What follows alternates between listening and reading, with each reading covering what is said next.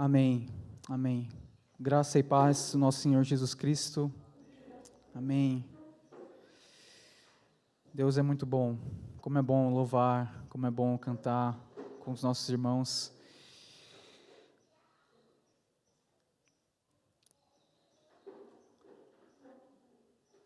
Nesses últimos tempos, nós temos vivido tempos conturbados no nosso país. E cada vez mais eu tenho visto, tá chegando o segundo turno e as coisas estão se intensificando, as discussões, infelizmente as brigas, as divisões.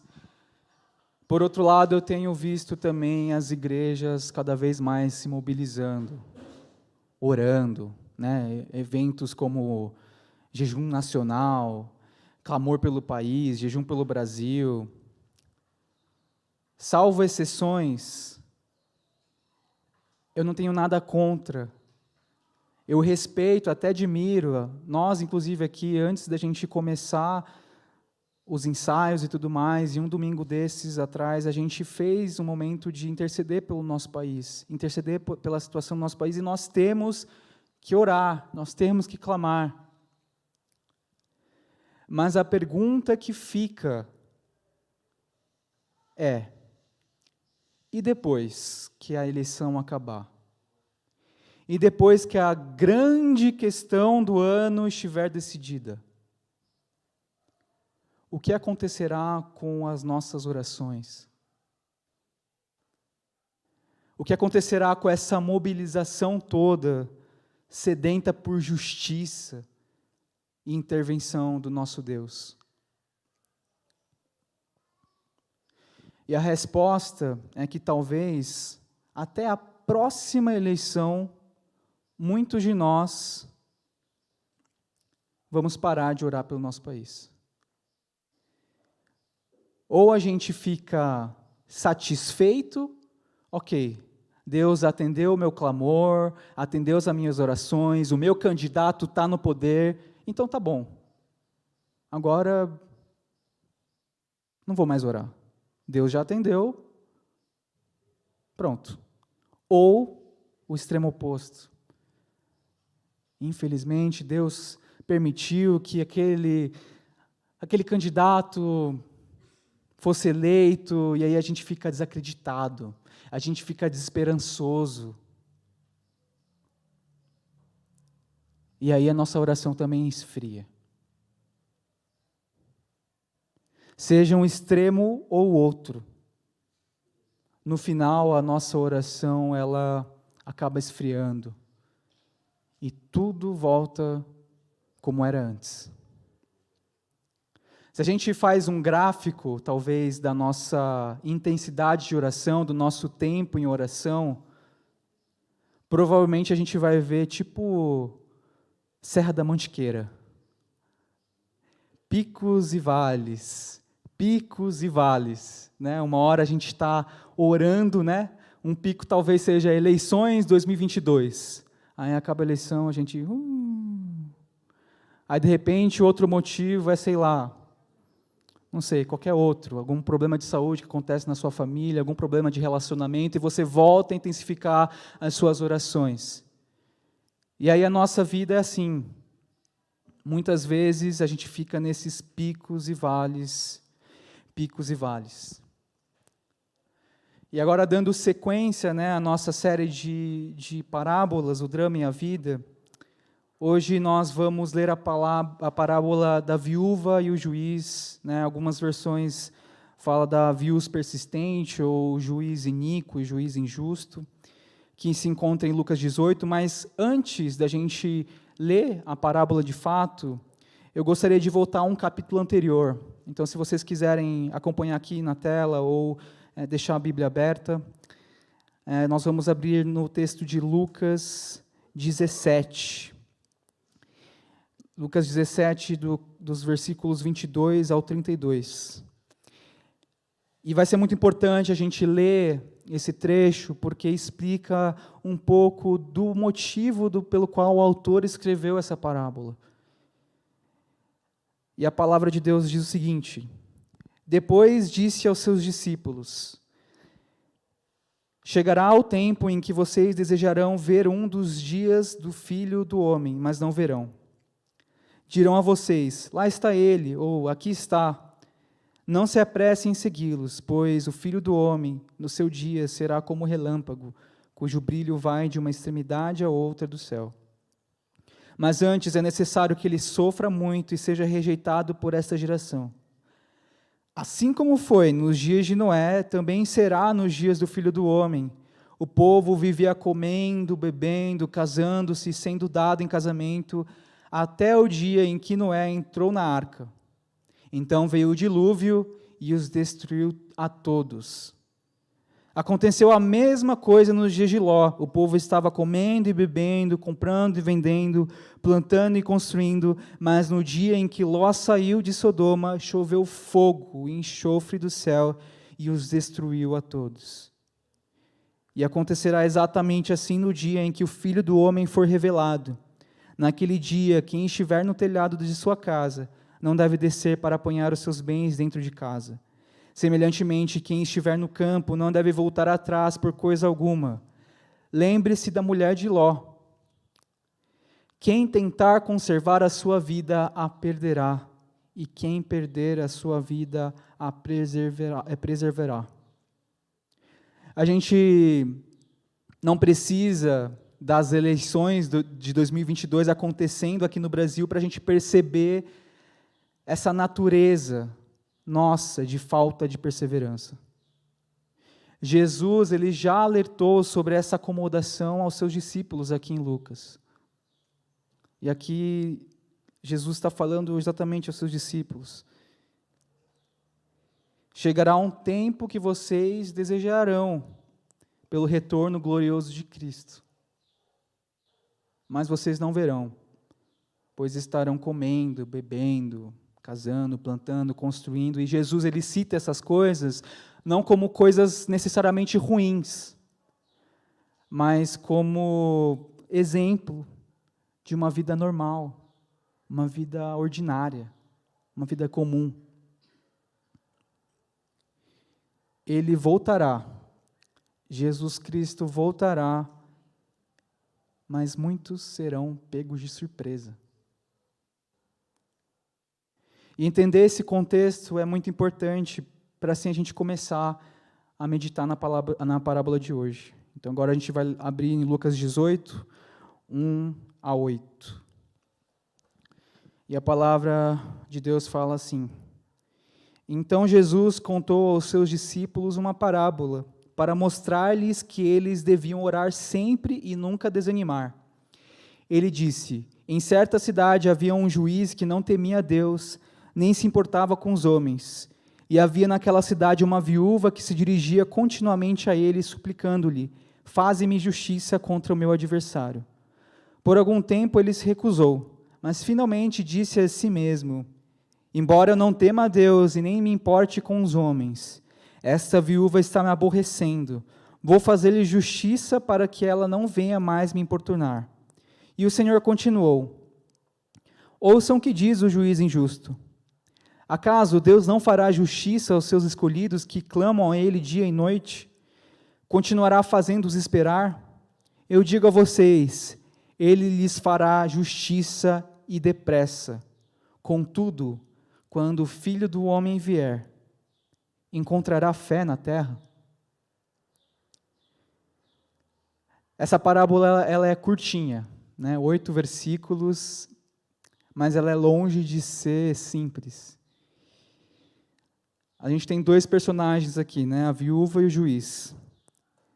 As viúvas, elas aparecem com muita frequência na palavra de Deus, no Novo Testamento, inclusive em Lucas, e a nossa atenção ela deve ir ao fato dessa situação de injustiça que as viúvas passavam na época. Era uma situação de marginalidade, e inclusive algumas eram até vendidas como escravas para quitar dívidas. Quando seus maridos morriam, não sobrava nada para elas. De repente, só algo para sustento, mas elas ficavam nessa situação de extrema injustiça, de extrema marginalidade. E o juiz? Na época, nós temos basicamente dois tipos de juiz, né? O juiz judaico e o gentílico, que às vezes, dependendo do caso, da situação a ser julgada, precisava de mais de um juiz para defender, para resolver a situação. E provavelmente o texto dá a entender que esse juiz não era um juiz judeu, mas sim gentílico, já que ele não teme a Deus. A gente não tem muita base para entender exatamente como que funcionava o sistema judiciário na Palestina dessa época, mas o que a gente precisa entender, a gente precisa focar, é na condição desesperadora que as viúvas enfrentavam e na infeliz possibilidade delas recorrerem e se depararem com juízes corruptos e antipáticos. Então, essa era a relação entre esses dois personagens. Uma viúva que estava passando por uma situação de injustiça, pedindo a resolução desesperadamente e repetidamente para um juiz injusto, que negou repetidamente também o pedido dessa viúva. Até que o juiz, cansado dessa repetição, dessa insistência da viúva, ele decide fazer justiça e fala: bom, apesar de eu ser injusto, apesar de eu não temer a Deus e não me importar com a pessoa, não me importar com ninguém, algumas traduções dizem assim, inclusive, eu vou resolver essa questão para que essa viúva pare de me encher. Basicamente isso que ele fala. E Jesus ele chama a atenção para essa última fala do juiz e pergunta: será que Deus não fará justiça aos seus escolhidos que o clamam sem cessar? Será que os deixará esperando? E a resposta ela vem logo na sequência: Ele fará e será depressa. E aí ele continua com uma outra pergunta: mas será que quando ele vier, encontrará o seu povo fiel? Encontrará fidelidade na terra? E o nosso Senhor Jesus Cristo, ele ensina dois pontos principais através dessa parábola. Primeiro, existe um juiz maior. Através dessas perguntas no versículo 7, acaso Deus não fará justiça aos escolhidos, que clamam a Ele dia e noite, continuará fazendo-os esperar? Jesus, ele contrasta o caráter de Deus em relação ao juiz injusto dessa parábola. Então, se até o juiz injusto fez justiça à viúva, então quanto mais Deus, aquele que é misericordioso, paciente e que certamente fará justiça por seus escolhidos, o seu povo. E nós temos em Lucas também um exemplo lindo com Benedictus, que é a canção de Zacarias, em Lucas 1, 68 a 75. Louvado seja o Senhor, o Deus de Israel, porque visitou e redimiu o seu povo.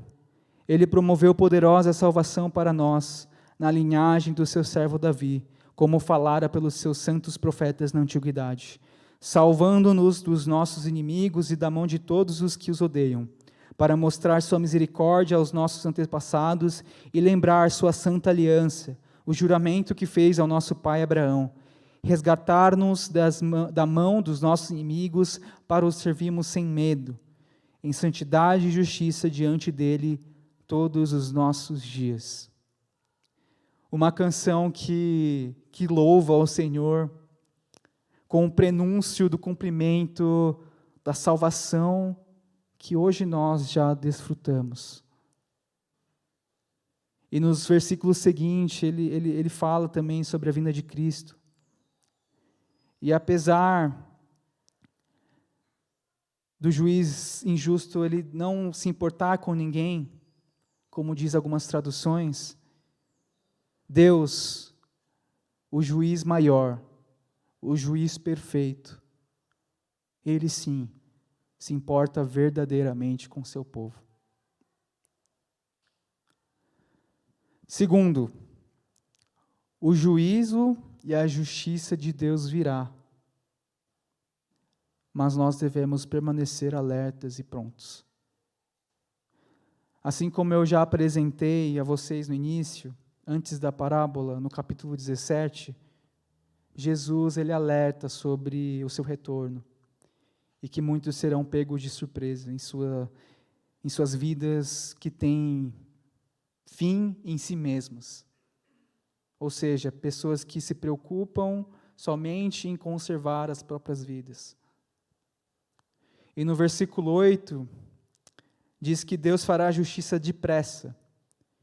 E depressa, no original, significa logo, em breve, mas a ideia do texto parece ser de algo repentino. Já lemos que a sua vinda será como um relâmpago. E a palavra também fala que Jesus virá como um ladrão, sem data e hora marcada. Portanto, por meio da persistência da viúva, Jesus nos ensina que devemos persistir na oração e na nossa fidelidade a Ele. E Jesus também fala sobre isso em Lucas 21, 34 a 36. Tenham cuidado para não sobrecarregar o coração de vocês de libertinagem, bebedeira e ansiedades da vida. E aquele dia venha sobre vocês inesperadamente, porque ele virá sobre todos os que vivem na face de toda a terra. Estejam sempre atentos e orem para que vocês possam escapar de tudo o que está para acontecer e estar em pé diante do Filho do Homem. E assim a resposta para a pergunta no versículo 8 seja sim. Sim, o nosso Senhor Jesus Cristo, quando voltar, encontrará fé na terra. Encontrará com o seu povo que permaneceu fiel e perseverante na oração. Não um povo que, depois que acabou as eleições, depois que o desejo foi atendido, ou não foi atendido e desistiu, ele não vai encontrar um povo que desistiu de orar, esfriou, mas um povo que permaneceu fiel e persistiu. Se Jesus voltasse quando eu tinha entre 17 e 18 anos, certamente não ia encontrar alguém perseverante na oração e fiel a Ele. Nessa idade, eu era extremamente inseguro, frágil, e eu dou razão para a Vitória não ter namorado comigo antes. Minha vida com Deus era uma vida fraca, sem dependência, sem confiança nele. Inclusive, eu buscava o sucesso amoroso com as minhas próprias forças. Depois de uma fase de ponto de virada, onde eu senti mais convicção do meu chamado, confiava mais no Senhor, era um sentimento genuíno, buscava porque eu realmente passei a amar Deus mais. Mas assim que eu comecei a namorar a Vitória, conforme o tempo foi passando, no meu coração parecia que já tinha almejado aquilo que eu tanto queria. E não existia mais motivo para eu confiar e continuar dependendo no Senhor. Então, de novo, a minha vida com Ele se encontrava num vale. E se Jesus tivesse voltado, então, ali um pouquinho mais para frente, de novo, Ele ia encontrar um garoto que não estava sendo persistente, não estava sendo fiel a Ele. E se Ele tivesse voltado naquele momento, talvez Ele levava a vitória e me deixava para trás. Em vários momentos da minha vida, eu desisti de recorrer ao juiz maior. E assim não persisti na oração, não persisti no meu devocional, na minha leitura diária, no meu relacionamento com Ele. E como que está hoje? Depois vocês perguntam para a Vitória. Brincadeira. Eu continuo ainda nos meus altos e baixos, mas com Deus me capacitando, me santificando e me aperfeiçoando dia após dia. Louvado seja o Senhor, pois Ele é o juiz perfeito, quem vai trazer justiça não só para o nosso país, não só para o Brasil, mas para o mundo todo. Irmãos, tenha sim as suas posições políticas. Vote com responsabilidade. Pesquise. Faça a sua parte como cidadão brasileiro. Mas antes de tudo, ore. Ore. E continue a orar. O apóstolo Paulo, em 1 Timóteo 2, versículos 1 e 2, fala assim: antes de tudo, recomendo que se façam súplicas, orações, intercessões e ações de graças por todos os homens, pelos reis e por todos os que exercem autoridade. E Paulo aqui, ele não fala num contexto de paz e tranquilidade que mais para frente Roma viveu, mas num governo que perseguia, que matava cristãos. E Paulo fala: orem por esses homens, orem por todos. A nossa oração, a nossa persistência, ela deve ser independente de Lula, independente de Bolsonaro, ou qualquer outro que estiver no poder.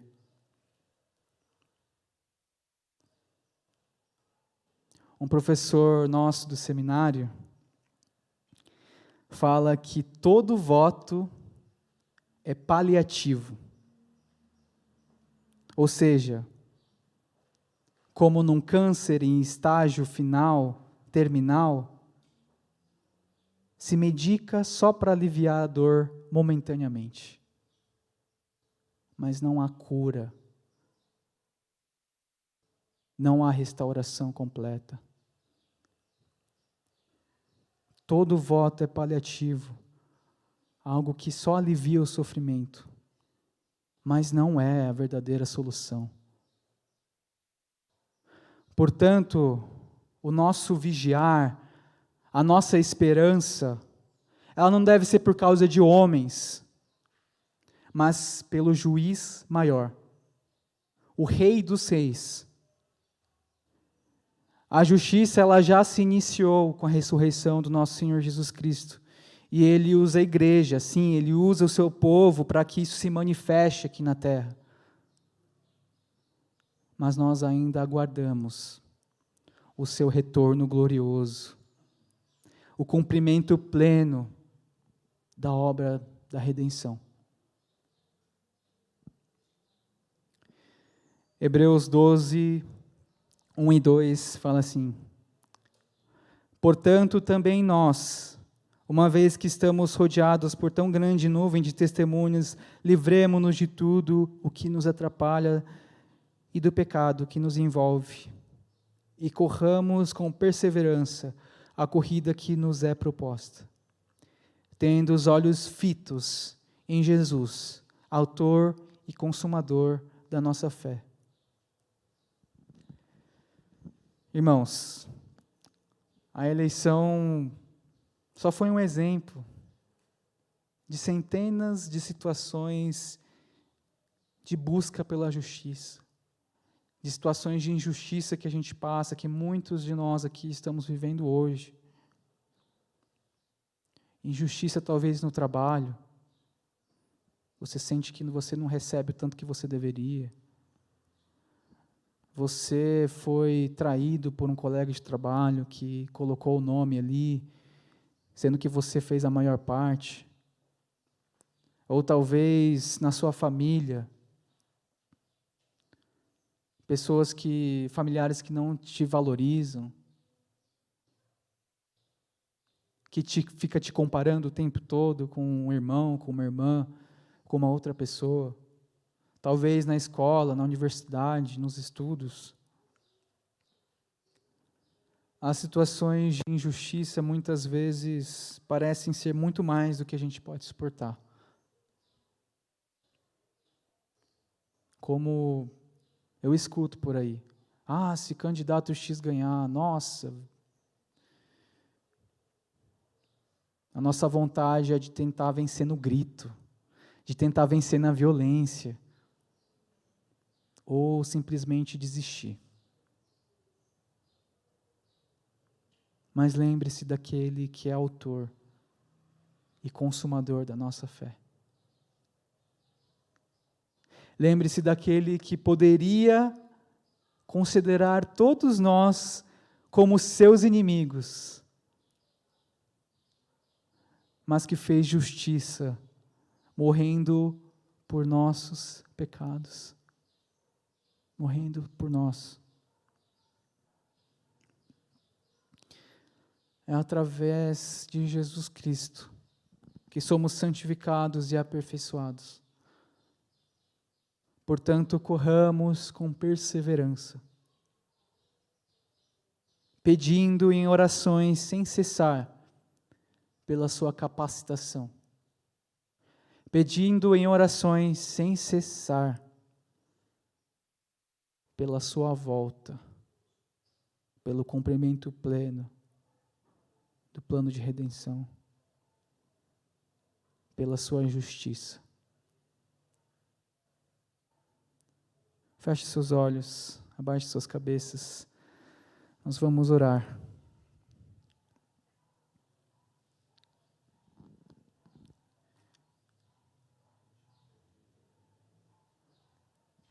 Deus, nós te agradecemos porque nós não precisamos depender das nossas forças,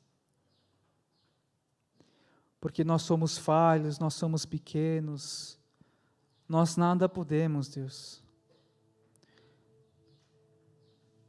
E nós vemos ao nosso redor esse mundo de caos, esse mundo de polarização extrema, esse mundo em que as pessoas se dividem por motivos tão rasos diante de Ti, diante do Teu caráter de justiça, de graça e misericórdia. Obrigado porque o Seu povo, a Tua igreja, não depende de governo, não depende, Deus, de juízes terrenos, mas depende do juiz que é perfeito e que é único e capaz de resolver tudo. Portanto, Deus, nós nos colocamos diante de Ti, diante da Tua justiça. Mostra a cada um aqui, Deus, a injustiça do nosso coração. Mostra primeiro em nós o que nós temos que mudar, o que nós devemos fazer. Através do Teu Santo Espírito, constrange os nossos corações, Deus, do nosso pecado, do nosso erro, da nossa injustiça. E assim, Deus, dia após dia, sejamos aperfeiçoados na Tua graça, no Teu poder, Deus. E assim sejamos usados, sim, Deus, hoje, para que a Tua justiça se faça real aqui. Mas também nós queremos orar, queremos persistir numa vida de intimidade contigo, porque nós esperamos o Rei dos Reis voltar e estabelecer a justiça plenamente. Tira de nós, Deus, toda a nossa dependência, nossa confiança em homens, em situações, e coloca essa plena convicção, essa plena confiança, constante, persistente, que não desiste, de colocar o Senhor Jesus Cristo em primeiro lugar, de termos os nossos olhos fitos em Jesus Cristo, consumador e autor da nossa fé. Continua, Deus, a falar conosco nessa semana que se inicia, e que seja uma semana abençoada, que possamos perseverar, Deus, numa vida íntima contigo. E para aqueles que não conhecem a Ti, que eles possam se deparar com esse juiz maior, que é capaz de trazer justiça para qualquer situação. E assim elas possam conhecer a Ti, ser salvas por Ti. Em nome de Jesus. Amém.